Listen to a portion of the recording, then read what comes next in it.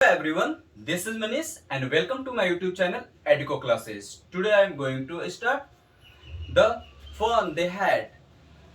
ये जो चैप्टर है आपका क्लास 9 का फर्स्ट चैप्टर बिहाइव से लिया गया है। जो एनसीईआरटी का बिहाइव बुक है उससे ये चैप्टर हमने लिया है। ठीक है, आज इसमें हम बताएंगे कि द फन दे हैड क्या है।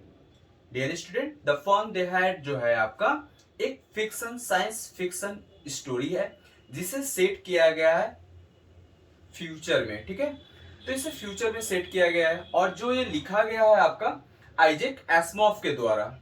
आइजैक एसिमोव ने आज से 150 साल पहले ये मतलब बताया है कि उसमें दो कैरेक्टर्स डाले हैं। जिस कैरेक्टर्स का नाम है एक मार्गी जो 11 इयर्स की रहती है और एक टॉमी है जो 13 इयर्स के रहते। आपस में डिस्कस करते हैं किसी चीज को लेकर। वीडियो को देखेंगे अंत तक, आप देखते रहे, बने रहे मेरे साथ और बहुत मजा आएगा इस टॉपिक को समझने और पढ़ने में।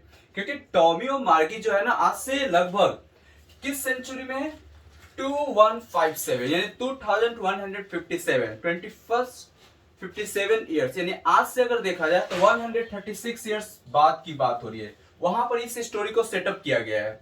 ठीक है, तो उसमें ये मार्गी और टॉमी जो है, टॉमी 13 इयर्स का होता है और मार्गी जो है 11 इयर्स का है। ठीक है, तो उसमें क्या है कि इसमें एक सेटअप किया गया है स्टोरी को कि ये 136 साल में वो इमेजिनेशन करता है, फिक्शन करता है। क्यों करता है?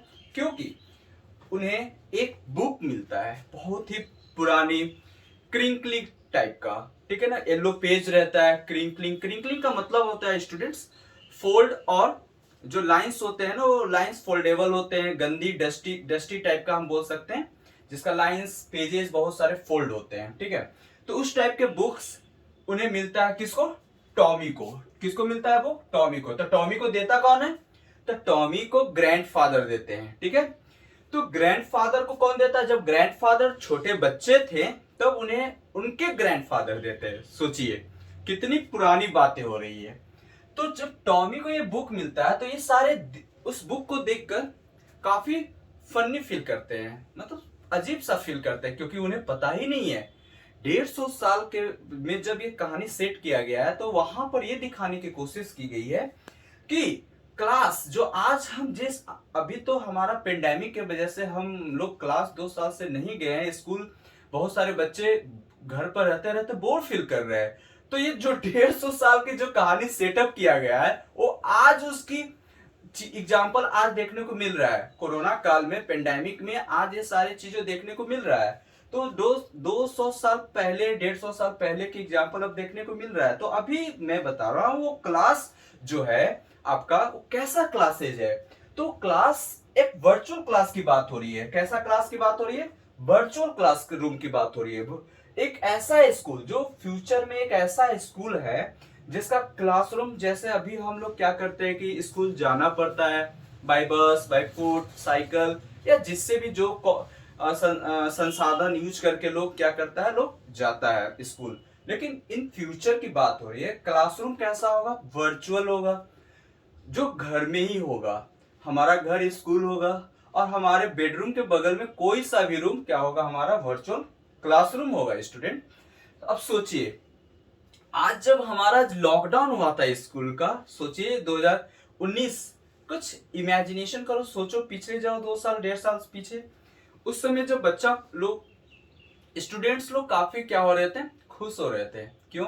क्योंकि उन्हें मजा आ रहा था। लेकिन जैसे 15 दिन हुआ, 20 दिन हुआ, 1 महीना हुआ, 2 महीना हुआ, 3 महीना, तो 3 महीना तक तो अच्छे से, लेकिन उसके बाद उन्हें बोरिंग फील होने लगी। ठीक है, और उन्हें मतलब अजीब सा फील हो रहा, क्योंकि उन्हें क्लासमेट जो होते थे, कलीग होते थे, फ्रेंड होते थे, उनके साथ गप्पे मारना, ठहठाना, मतलब लंच एक दूसरे के साथ शेयर करना, ये सारे जो होते हैं ना वो फॉरगेट कर चुके थे, मतलब कह सकते हैं वो मिस कर रहे थे। ठीक है, तो इस सारी चीजों को देखकर लेकिन यहाँ पर जो है क्लास होगा ही नहीं। जिस तरह से अभी स्कूल हम जाते हैं उस तरह का स्कूल नहीं होगा। घर में ही हमारा स्कूल होगा। बेडरूम हमारे क्लासरूम हो सकता है, वर्चुअल क्लासरूम हो सकता है। और हाँ दोस्तों, इसमें रोबोटिक रोबोटिक जो टीचर है ना वो कैसा रहेगा? मैकेनिकल रोबोटिक रोबोट हमारा टीचर रहेगा। आज ह्यूमन बींग्स टीचर्स हैं जो हमें पढ़ाते हैं, लेकिन जो 150 साल में ये सेटअप, उस समय क्या है, टीचर जो है इन दोनों को कौन पढ़ाता है, मार्गी और टॉमी को रोबोटिक टीचर, यानी उन लोग रोबोट से पढ़ते हैं। उसके बाद जो टेक्स्ट होंगे, आज भी आप देखेंगे मोबाइल का जो टेक्स्ट होता है वो मूवेबल होता है, ठीक है। कंप्यूटर का टेक्स्ट आप कॉपी कट पेस्ट करके आप एक जगह से दूसरी जगह रिप्लेस कर सकते हैं। सिमिलरली 150 साल में जो टेक्स्ट है, मार्गी जो टॉमी पढ़ते हैं उनका टेक्स्ट मूव करता है, लेकिन जो बुक है ना उसका टेक्स्ट मूव नहीं करता है। अब ये सारी चीजों को देखकर उन्हें काफी फनी फील हो रहा था कि अरे इस बुक को तो अगर एक बार यूज किया जाए दोबारा फिर यूज नहीं कर सकते, उसको डस्टबिन में या वेस्ट करना होगा या फेंकना होगा। लेकिन जो हम लोग यूज करते हैं, मिलियंस बुक्स होते हैं हमारे लैपटॉप में, मोबाइल में, जो उनके पास मशीन होता है उसमें इंस्टॉल्ड होते हैं। इस सारे चीजों को उन्हें काफी मतलब अजीबो सा लग रहा था कि अभी तो हम लोग के पास कभी भी मतलब आगे जो भी बुक पढ़ लेते हैं वो भी इंस्टॉल रहते हैं, जो नया बुक पढ़ना था वो भी रहता है, मतलब किसी को यूज एंड थ्रो नहीं करना होता, यूज करके फेंको ऐसा वाला हिसाब नहीं है। लेकिन ये तो बुक एक बार यूज कर लो उसके बाद फेंक देना होता है डियर स्टूडेंट्स। तो ये 150 साल पहले यानी 136 या 150 ईयर्स जब सेटअप किया गया ये स्टोरी साइंस फिक्शन को, तो उस समय टेक्स्ट क्या है, मूविंग होती है, ठीक है। और पता है इस समय जो गैजेट्स होगा हमारे पास वो होगा कंप्यूटर्स है, मोबाइल्स है, टैब है, ये सारी चीजों पर बच्चे क्या कर रहे हैं, पढ़ाई कर रहे हैं। अब इसमें ये सारे आपस में क्या करते हैं, बात करते हैं, क्योंकि जो टॉमी है ना, टॉमी इसका ग्रैंडफादर ने इसे बुक दिया, ठीक है। तो जब बुक दिया तो ये मार्गी को दिखाता है, ठीक है। अब मार्गी देख कर इसे अजीब सा फील करती है, फनी टाइप का, मैंने जो बताया, क्योंकि उसने कभी ऐसा इन दोनों ने बुक नहीं देखा था। लेकिन टॉमी को कुछ पढ़ने में इंटरेस्ट आ रहा था, मार्गी को भी बताता है कि भाई क्या है ये नहीं है, तो वही सारा चीज बताता है कि आज से 150 साल पीछे की बात करें, लोग एक क्लास हुआ करता था, मैनुअली लोग जाके पढ़ते थे, क्लासरूम होते थे, एक दूसरे से बैठकर बैठकर एक साथ पढ़ते थे, एक ही टॉपिक पर पढ़ते थे, एक ही टीचर पढ़ाते थे। जो टीचर होते थे वो ह्यूमन बींग्स होते थे जो हमें टास्क देते थे, और जब टास्क देते थे तो ऐसा थोड़ी है, हम लोग रोबोट थोड़ी है कि टास्क आप दिए आपको और तुरंत हम चेक कर दिए बिना कुछ टाइम लिए, है ना। तो इस वजह से उस समय जो था, मतलब अभी जो है 150 साल से अगर पीछे आते हैं यानी आज के टाइम में, तो इस समय अगर आज एग्जाम लिया जाता है तो उसका रिजल्ट 5 या 10 दिन के बाद आता है। लेकिन ये 2157 में जब क्या है, मार्गी को काफी मतलब अटपटा लगता है, बोर हो जाती है, क्योंकि उसे गैप नहीं मिल पाता है, ठीक है ना। गैप किस बात की, उसे छुट्टी चाहिए, लेकिन छुट्टी नहीं मिल पाता है, क्यों, क्योंकि जब एग्जाम देती है चाहे टेस्ट देती है तो तुरंत उसका उसका रोबोट जो है उसमें क्या करती है, वो तुरंत चेक करके उसको असेसमेंट करके उसको दे देता है रिजल्ट। अब ये सब चीजों से उसे काफी थोड़ा सा बोर हो जाती है, ठीक है। फिर क्या होता है, फिर ये होता है कि जब उसको मार्गी को जब ये टॉमी बुक दिखाता है तो दोनों में थोड़ा सा डिबेट चलता है। डिबेट चलने के बाद ऐसे डिबेट होते रहता है, ठीक है।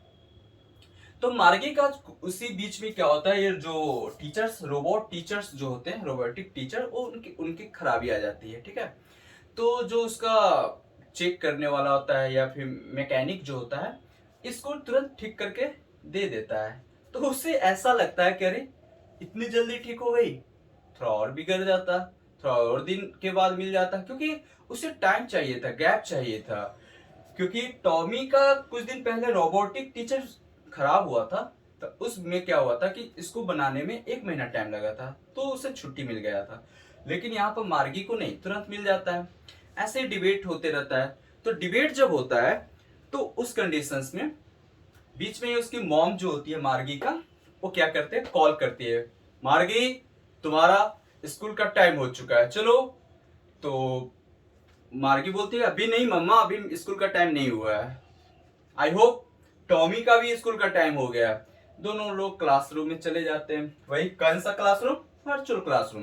ये सारे अब स्कूल जो घर की बात हो रही है, उनके जो बेडरूम होते हैं उसके बेडरूम के अगला वाला रूम को वर्चुअल क्लासरूम लोग बनाए रखे रहते हैं। तो ये सारी चीजों को फिर उसके बाद क्या होता है कि मार्गी को पढ़ने में मन नहीं लगता है, ठीक है, क्योंकि स्क्रीन पर तो रोबोट उसको पढ़ाने लगता है, लेकिन उसके सोचती है उसी जो टॉमी ने उसको बुक दिखाया था उसके बारे में सोचते रहती है। स्क्रीन पर जो रोबोट होता है, आज आपको फ्रैक्शन पढ़ाएंगे इस तरीके से स्क्रीन लीट अप स्टार्ट होने लगता है, ठीक है। और उसके बाद जो बोलता है रोबोट कि आपको जो मैं स्टरडे को जो आपको होमवर्क दिया था वो आप क्या करो, सबमिट करो। तो सबमिट किस तरीके से, उसमें इंसर्ट करने के लिए होता है, ठीक है। जैसे आज स्कैनर है, स्कैनर में कोई डॉक्यूमेंट्स आप डालते हैं तो स्कैन हो जाता है कंप्यूटर में, तो ऐसे ही रोबोट बोलता है कि आप इंसर्ट द स्टरडे होमवर्क।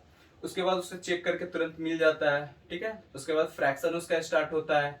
वो सोचने लगती है कि 150 साल पहले कैसा अच्छा, कितना अच्छा स्कूल होता होगा।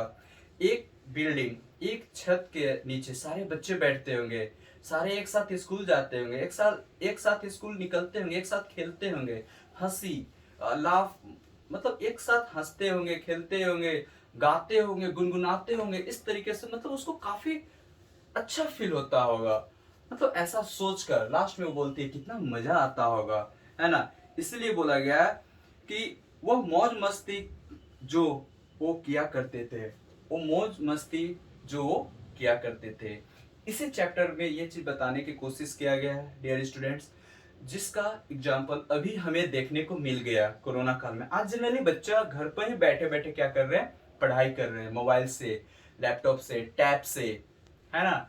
और साथ ही साथ आज हमारा यूट्यूब एक रोबोटिक मशीन बन गया है ना। ऐसा नहीं अभी हम उस पर ह्यूमन बींग्स ही पढ़ा रहा है, लेकिन आने वाला डेट में पूरा वेल मेंटेन करके, जिस तरह से आज बड़ी बहुत तेजी से टेक्नोलॉजी बढ़ रही है, तो आने वाला डेट में ऐसा देखने को मिलेगा कि हमारा मशीन हमें गाइड करेगा, टीच करेगा। तो आपको ये वीडियो कैसा लगा, नेक्स्ट वीडियो के साथ फिर मिलते हैं, कमेंट में आप जरूर बताएंगे। Bye bye.